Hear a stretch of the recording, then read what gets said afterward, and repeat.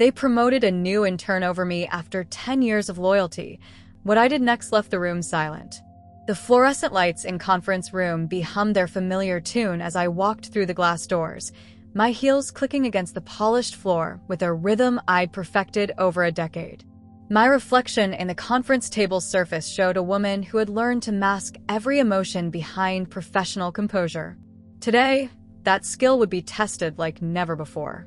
I chose my usual seat, third from the left, close enough to the action but far enough to remain invisible. It's funny how 10 years can teach you exactly where you belong in a room, even when that place feels like purgatory. The coffee in my mug had gone cold an hour ago, but I gripped it anyway, needing something to anchor my trembling hands.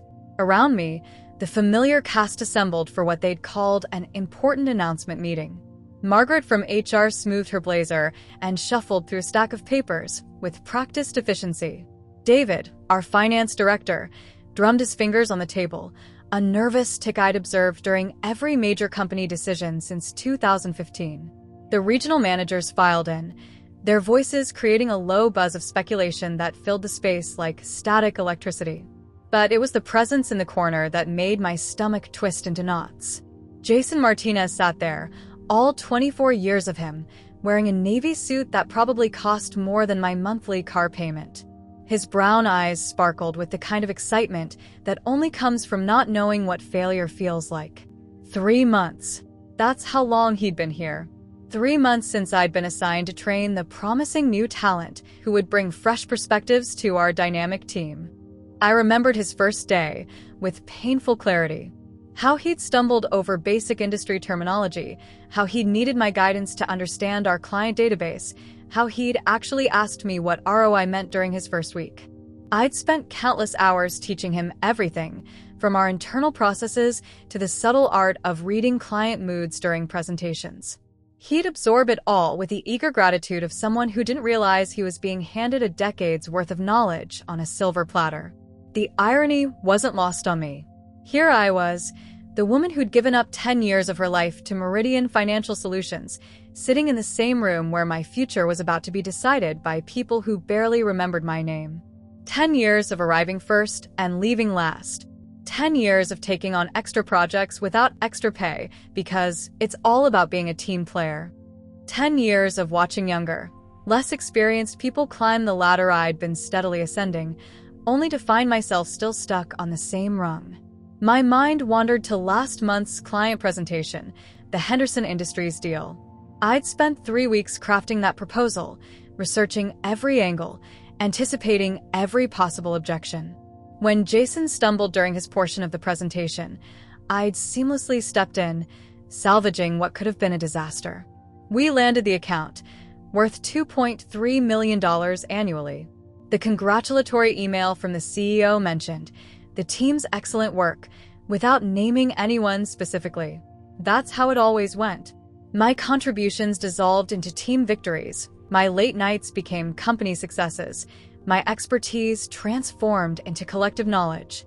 I'd become the ghost in Meridian's machine, essential but invisible, valued but never acknowledged. The conference room door opened with a soft whoosh, and Robert Meridian himself walked in. Our CEO commanded attention without trying, his silver hair perfectly styled, his handshake firm enough to crack knuckles. Behind him followed Victoria Chun, our COO, whose reputation for brutal efficiency had earned her both respect and fear throughout the company. "Good morning, everyone." Robert's voice carried the kind of authority that made people straighten in their chairs.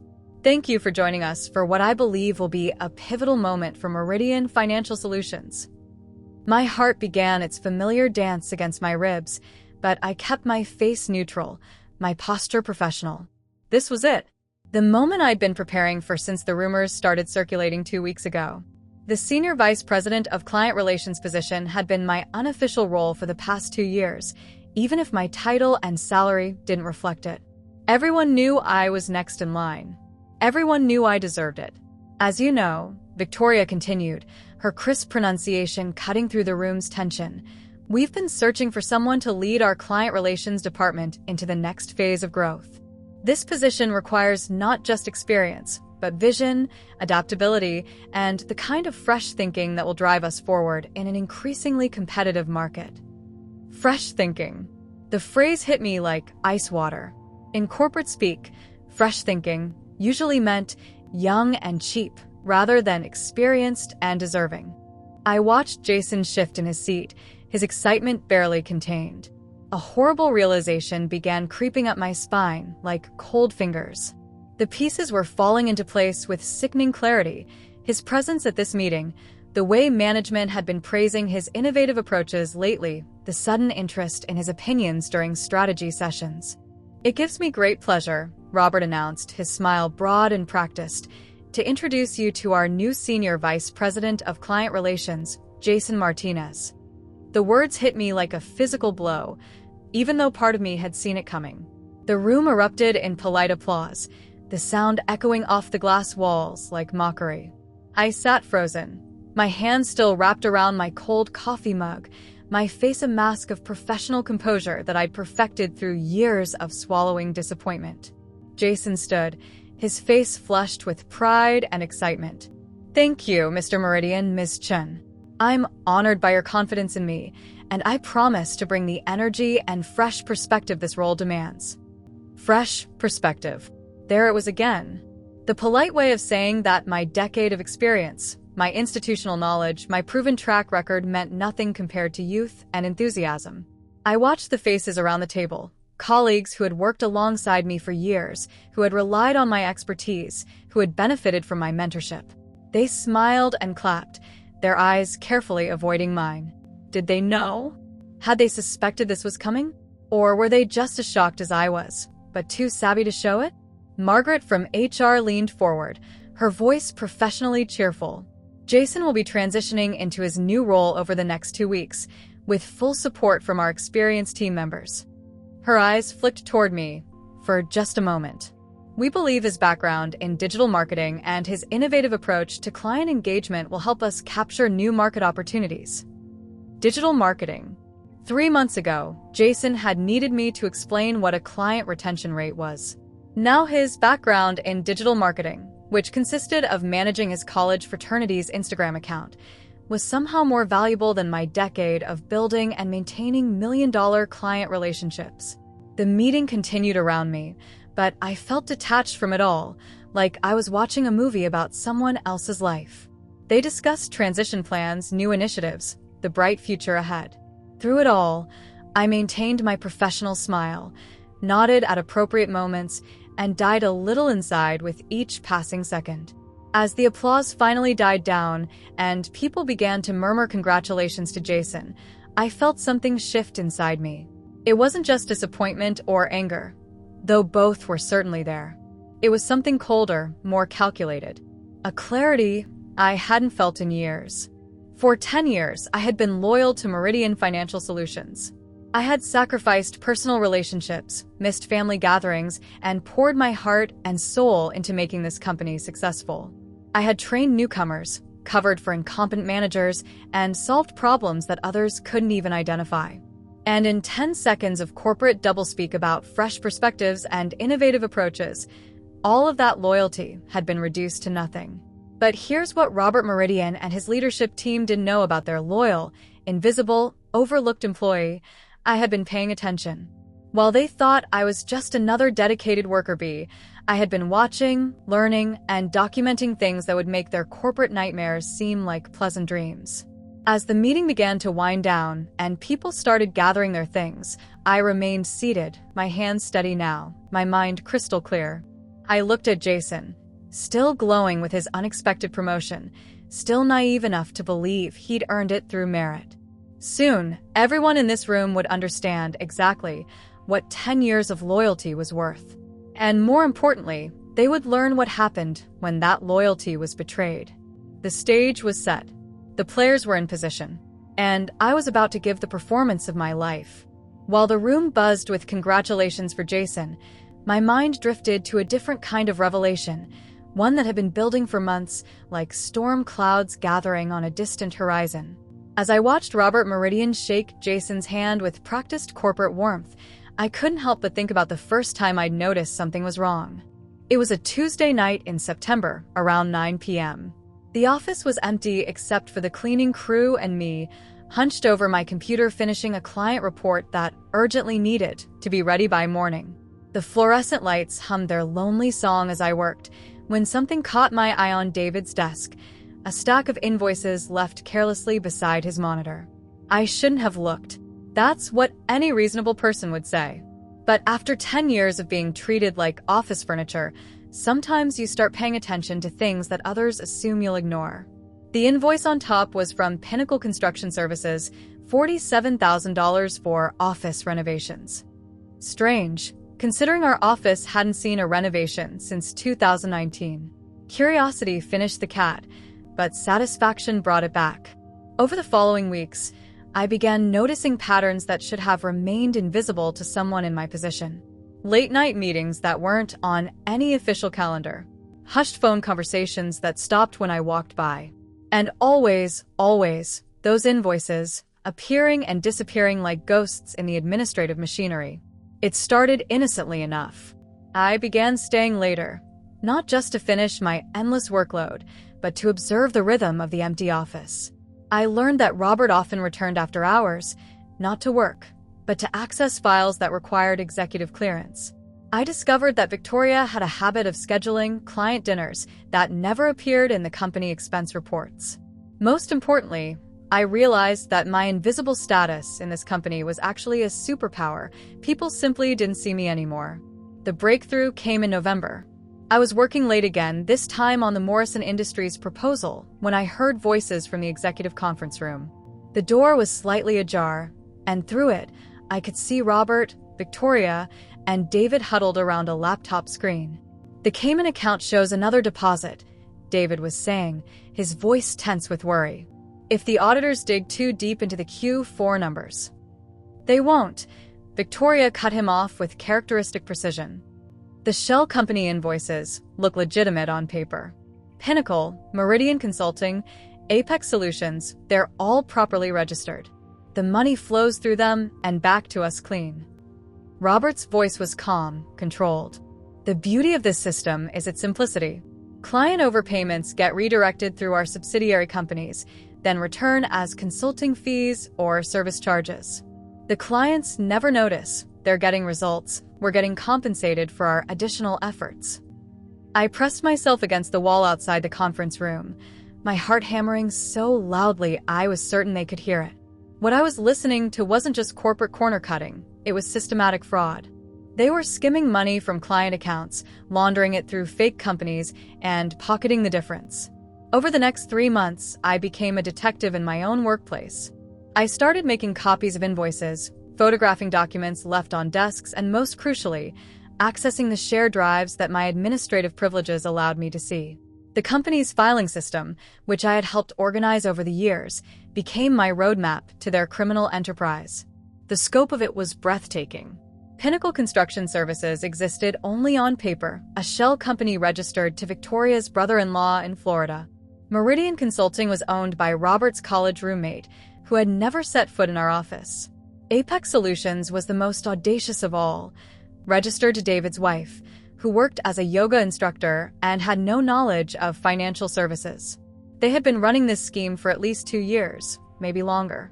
Conservative estimates put the stolen amount at over $3.2 million, carefully siphoned from dozens of client accounts in amounts small enough to avoid triggering automatic fraud detection systems. It was elegant, systematic, and completely illegal. But here's what made it truly brilliant and truly despicable. They were using legitimate client success to cover their tracks. Every account they skimmed from was also an account where they delivered real results. Clients were happy, profits were up, and everyone assumed the higher fees were just the cost of excellence. As I sat in that conference room watching Jason accept congratulations for a promotion he hadn't earned, everything clicked into place with sickening clarity. They weren't just promoting an inexperienced intern over me. They were installing someone they could control. Someone without the institutional knowledge to notice discrepancies. Someone grateful enough for the opportunity to not ask uncomfortable questions. I had become a liability without even realizing it. 10 years of loyalty had made me too observant, too knowledgeable, Too dangerous. They couldn't fire me without cause. That would raise questions. But they could marginalize me, diminish my access, and ensure that the person in charge of client relations was someone who would never look too closely at the numbers. Jason represented their perfect solution. Young enough to be manipulated, inexperienced enough to miss red flags, and ambitious enough to prioritize his career over ethical concerns. He wasn't just getting my job, he was getting my silence, purchased with his gratitude and sealed with his ignorance. As the meeting continued around me, I felt a cold calm settle over my thoughts, like snow covering a battlefield. For months, I had been building a case without even realizing it. Every copy document, every photographed invoice, every recorded conversation had been leading to this moment. They thought they were so clever, these titans of industry. They thought they had outmaneuvered the quiet woman in the corner, the loyal employee who never made waves. They had no idea that their greatest oversight wasn't in their financial records. It was in underestimating the person they'd spent 10 years teaching to be invisible. The beautiful irony was that they had trained me perfectly for this moment. 10 years of being overlooked had taught me exactly how to see everything while being noticed by no one. 10 years of being undervalued had shown me the true value of information. And 10 years of being loyal to people who didn't deserve it had finally taught me where my real loyalty should lie. With myself.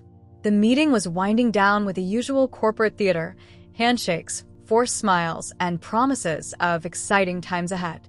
Jason was basking in congratulations from colleagues who were either genuinely happy for him or expertly hiding their own disappointment behind professional masks.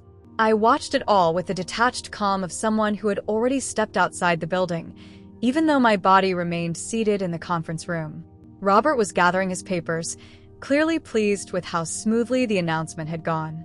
Victoria was already checking her phone, mentally moving on to the next item on her agenda. David looked relieved, probably assuming that promoting Jason would solve their potential problems. None of them were paying attention to me anymore, which, after 10 years, shouldn't have surprised me. But today, their casual dismissal would cost them everything. I stood up slowly, deliberately, my chair rolling back with a soft whisper against the carpet.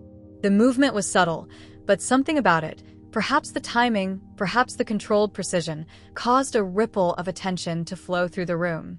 Conversations paused mid-sentence. Eyes turned toward me with curious uncertainty. "Before we adjourn," I said, my voice cutting through the diminishing chatter with surprising clarity, "I have something I need to submit." The words hung in the air like a challenge. Robert looked up from his papers, his eyebrows raised in mild annoyance at the interruption. Victoria's thumb hovered over her phone screen, suspended between dismissing me and paying attention.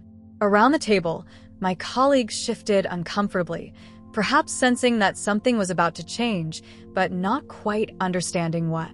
I reached into my leather portfolio, the same one I'd carried to countless meetings over the past decade, and withdrew a crisp, white envelope. My name was written on the front in my own careful handwriting, but it was what lay beneath that would redefine everything these people thought they knew about their quiet, loyal employee.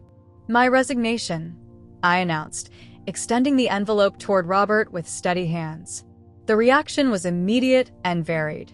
Margaret from HR actually gasped, her hand flying to her chest as if she'd witnessed an accident. David's face went pale, his fingers stopping their nervous drumming on the table. A few of the regional managers exchanged glances, clearly wondering if my departure was related to Jason's promotion. But it was Robert's reaction that interested me most. His initial expression of surprise quickly morphed into something that looked almost like relief. He reached for the envelope with what appeared to be genuine sympathy, probably already crafting his response about how these decisions are never easy, and how we respect your choice to pursue new opportunities.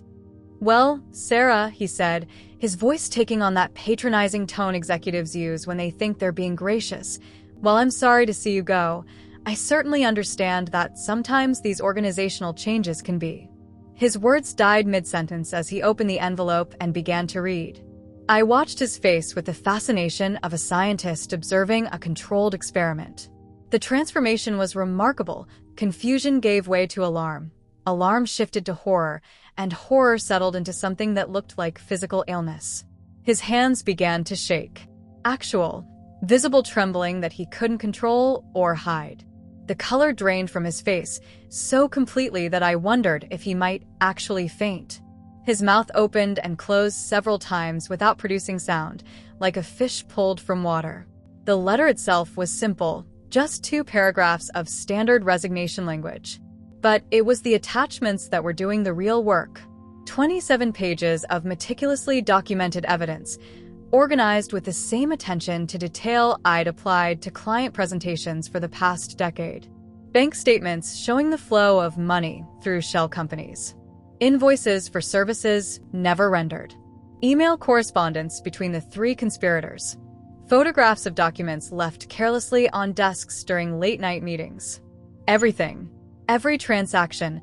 Every conversation I'd overheard. Every piece of evidence I'd gathered during 3 months of careful investigation.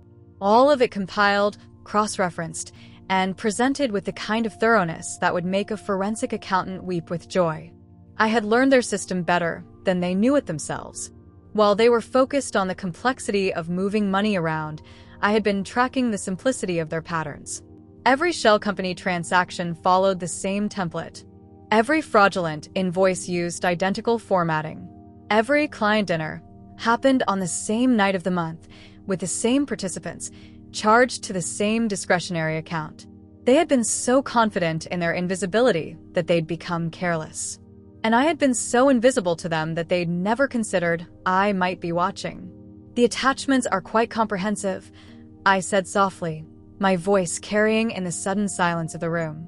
You'll find transaction records, communication logs, and detailed timelines covering the past 24 months of activities.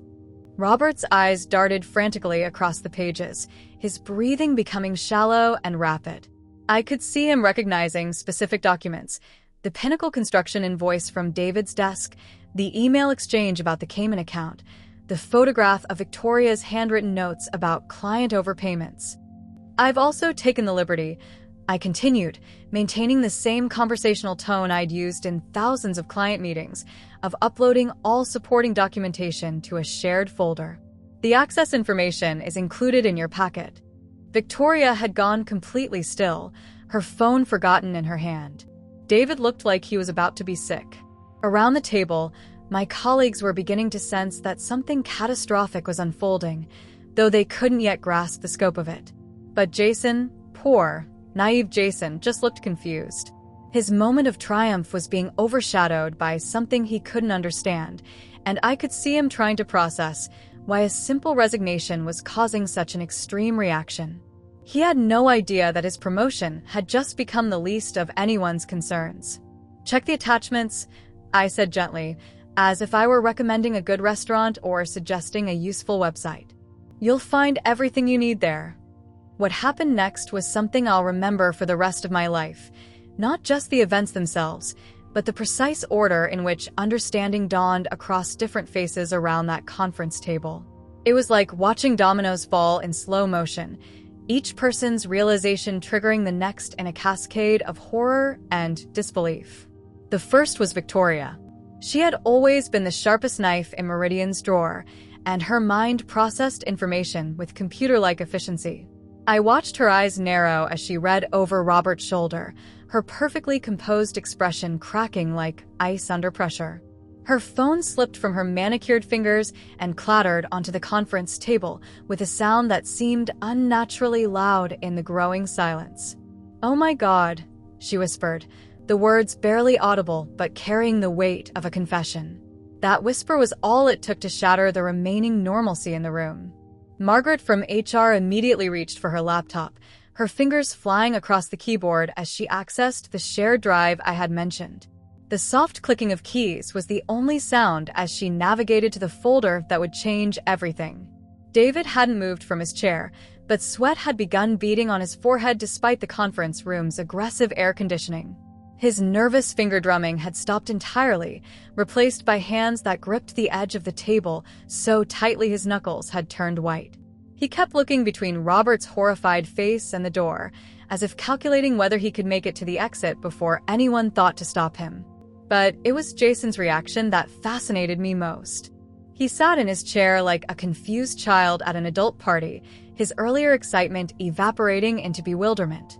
His eyes darted from person to person, trying to decode the sudden shift in atmosphere, clearly sensing that something monumental was happening but lacking the context to understand what.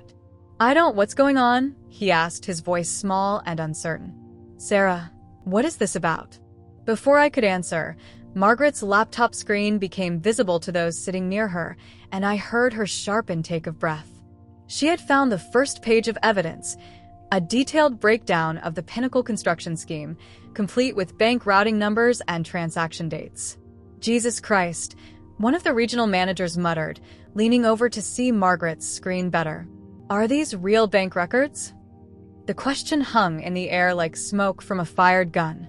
Around the table, laptops began opening as more people accessed the shared folder. The clicking of keyboards created a strange symphony of discovery, punctuated by occasional gasps, whispered profanities, and the sound of chairs being pushed back as people tried to distance themselves from what they were reading. I remained standing, my hands folded calmly in front of me, watching the systematic destruction of everything these people thought they knew about their company and their leadership. It was remarkably peaceful. Actually, after months of carrying this secret alone, there was something deeply satisfying about finally sharing the burden. Robert had progressed through my documentation with the methodical horror of someone reading their own death certificate. He had reached the section detailing the Apex Solutions transactions, and I could see him recognizing his own email signature on several of the forwarded messages. His face had gone beyond pale into an almost grayish hue that made me wonder if he needed medical attention. This is... He started, then stopped, his voice failing him entirely. Comprehensive, I supplied helpfully. I believe that's the word you're looking for. 3 months of investigation tends to be quite thorough. Victoria finally found her voice, though it came out as a harsh whisper. How long have you been? How long have I been documenting your fraud? I asked, my tone remaining conversational despite the magnitude of what was unfolding. Since September. Though to be fair, you made it remarkably easy. Late-night meetings with open doors, documents left on desks, conversations in conference rooms with thin walls. For people running a criminal enterprise, you were surprisingly careless about operational security. The word criminal hit the room like a physical blow. Several people actually flinched. Jason's face went white as understanding finally began to dawn on him. His promotion wasn't just questionable, it was part of a cover-up for a multi-million-dollar fraud scheme. Sarah, Margaret said, her HR training kicking in even as her world crumbled around her. These are very serious allegations. If there's been some misunderstanding. There's been no misunderstanding, I interrupted gently. Page 12 shows the wire transfers to the Cayman Islands account. Page 15 details the shell company registrations. Page 21 includes transcripts of recorded conversations. I paused, letting that sink in. Yes, recorded. The conference room microphone system has been very helpful these past few months. David made a sound like a wounded animal. You recorded us? I documented everything. I corrected. Audio, video, photographs, financial records. Think of it as a very thorough exit interview process. The silence that followed was unlike anything I had ever experienced. It wasn't just the absence of sound, it was the presence of complete, overwhelming realization. 12 people sat around that conference table, and each of them was processing the same devastating truth. Everything they thought they knew about Meridian Financial Solutions was a lie. But more than that, they were realizing something even more personal and terrifying. They worked for criminals. They had unknowingly been part of a conspiracy. And the quiet woman they had ignored for 10 years had just become the most dangerous person in the room. In that moment of perfect silence, I finally had what I had been denied for a decade, their complete and undivided attention. The silence stretched like a taut wire, ready to snap at the slightest touch. I could hear the building's ventilation system humming, the distant sound of traffic from the street below, even the soft tick of the wall clock that had counted down countless meetings over the years. But from the 12 people seated around that conference table, there was nothing, just the heavy weight of collective shock pressing down on the room like a physical presence. I reached for my leather portfolio, the same one that had carried countless presentations, client proposals, and reports that had built this company's success. Today, it would carry me away from all of it. The soft click of the clasp closing seemed to break the spell that had held everyone frozen. "Well," I said, straightening my blazer with the same precise movements I'd perfected over 10 years of professional composure, "I believe that concludes my business here." The simple statement shattered whatever remained of the room's paralysis. Robert's mouth opened and closed like he was trying to speak underwater. His hands still trembled as he clutched my resignation letter, the pages rustling with each involuntary shake. The man who had commanded boardrooms and intimidated competitors was reduced to a stuttering mess by 27 pages of evidence. "Sarah, wait," he finally managed, his voice cracking like a teenager's. We have to discuss, this can't." But I was already moving toward the door, my heels clicking against the polished floor with the same rhythm that had announced my arrival. Each step felt lighter than the last, as if I was shedding years of accumulated weight with every movement away from that table. "There's nothing to discuss," I replied without turning around. "Everything you need is in the documentation. I'm sure your legal team will find it quite comprehensive." That's when Jason finally found his voice, though it came out strangled and desperate. "Sarah, please. I don't understand what's happening. What does this have to do with my promotion? I didn't know anything about whatever this is." I paused at the conference room door, my hand resting on the handle. For a moment, I almost felt sorry for him. He really was innocent in all this, a pawn in a game he didn't even know was being played.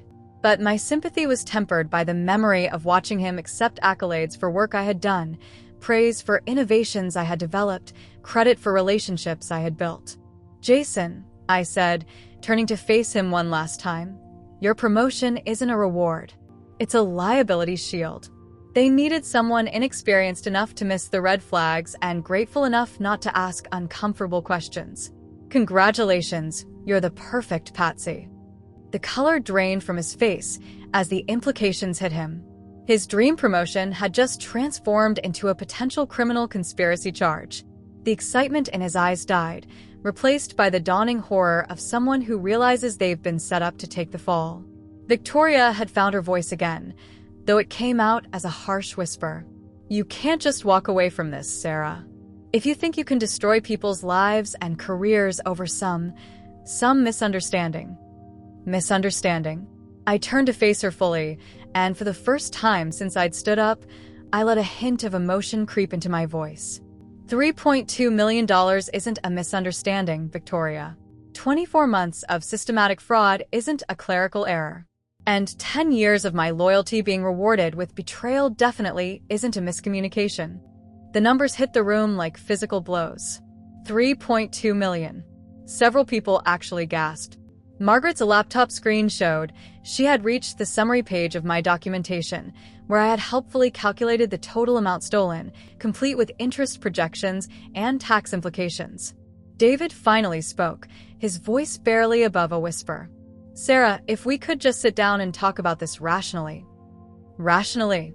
I laughed, and the sound was sharp enough to cut glass. "David, you've been stealing money from clients who trusted us. There's nothing rational about that conversation." I opened the conference room door, and the sounds of the normal business day flooded in.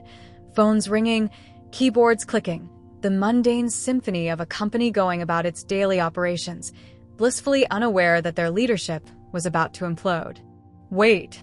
Robert's voice cracked with desperation. "You can't. We can work something out.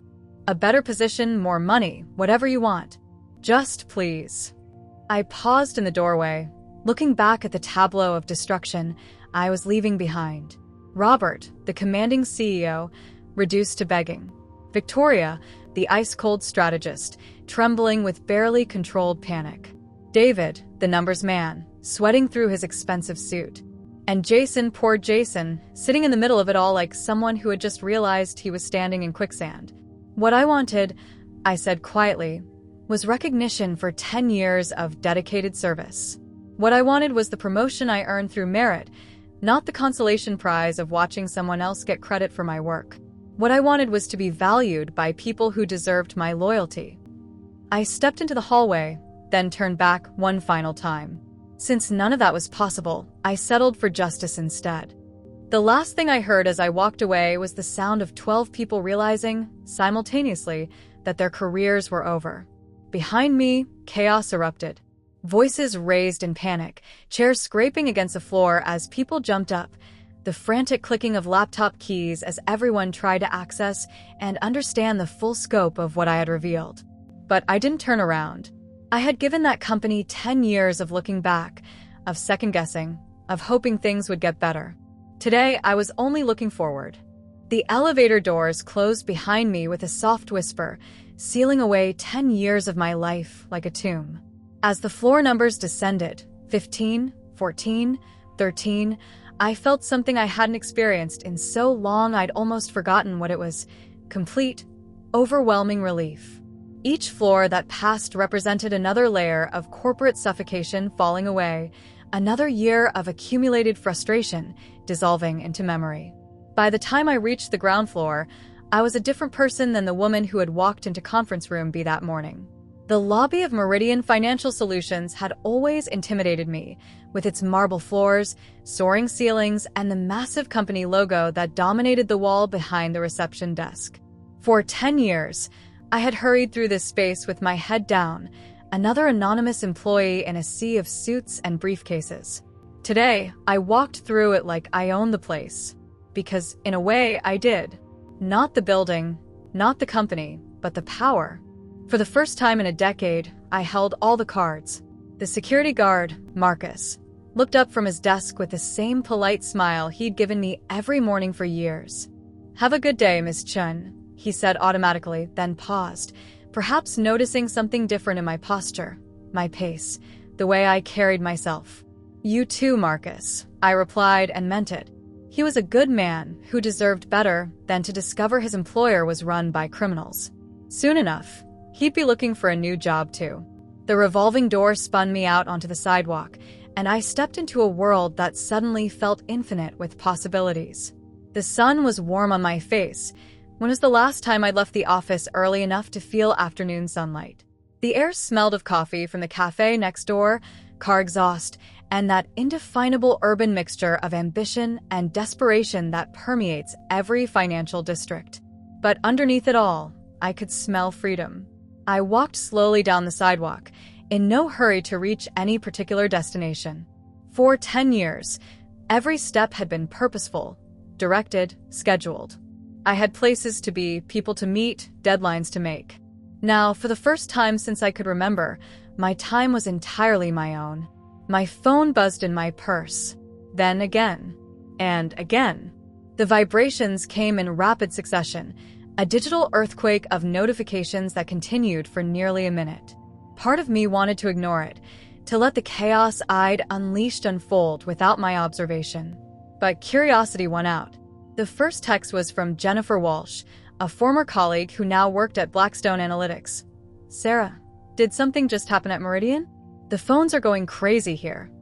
The second was from Michael Rodriguez, a client I'd worked with for 6 years. "Just heard some disturbing rumors about Meridian. Are you okay? Call me." But it was the third message that made me smile, a text from Amanda Sterling, the investigative journalist who had been sniffing around financial services fraud for the past year. "Sarah, I just received an anonymous tip about Meridian Financial. Any chance you'd be available for coffee?" I had sent Amanda's contact information to myself this morning, along with copies of all my documentation. Sometimes justice needed a helping hand from the press. The messages kept coming. LinkedIn notifications, missed calls, voicemails, emails. Word was already spreading through the tight-knit financial services community, like wildfire. In a business built on trust and reputation, the kind of evidence I had compiled didn't just destroy companies, it obliterated them. As I scrolled through the growing pile of notifications, one name caught my attention: Robert Meridian Jr., calling from his personal number, not the company line. I let it go to voicemail, then played it back with the morbid curiosity of someone watching their own revenge unfold in real time. Sarah, please, you have to call me back. We can fix this. Whatever you want, money, equity, a partnership position, we can make it work. Just, please don't let this destroy everything we've built together. Everything we've built together. Even now, even with his world crumbling around him, he couldn't acknowledge that I had built most of it while he'd been busy stealing from it. I deleted the voicemail and kept walking. 3 blocks from the office, I found myself standing in front of a small park I'd passed every day for 10 years, but never entered. It had a few benches, some carefully maintained flower beds, and a fountain that sparkled in the afternoon sun. I sat down on one of the benches and finally allowed myself to fully process what I had just done. I had destroyed a company. Not just damaged or embarrassed, completely, thoroughly destroyed. By tomorrow morning, Meridian Financial Solutions would be swarming with federal investigators. By next week, it would be a cautionary tale whispered about in corporate boardrooms. By next month, it would be a case study in business schools about what happens when corporate fraud meets a truly motivated whistleblower. And I felt absolutely no regret about any of it. My phone rang again. This time, the caller ID showed a number I didn't recognize with a Washington, D.C. area code. I answered cautiously. Ms. Chen? This is Special Agent Catherine Morris with the FBI's Financial Crimes Division. I believe you, and I need to have a conversation.